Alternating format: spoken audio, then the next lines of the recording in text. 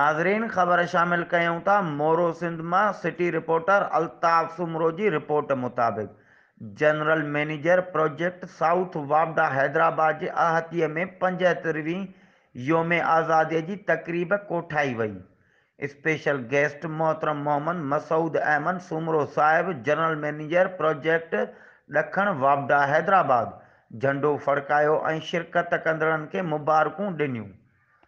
मोहतरम महमूद मसूद अहमद सुमरो पंहिंजे ख़िताब में चयो त मुल्क जी ख़ुशहाली ऐं तरक़ीअ जे लाइ असां सभिनी खे पंहिंजो किरदारु अदा करणो पवंदो। जनरल मैनेजर प्रोजेक्ट साउथ मोहतरम मसूद अहमद सुमरो मुल्क जी तरक़ीअ जे लाइ वापडा जी कोशिशुनि जो पिणु ज़िक्र कयो।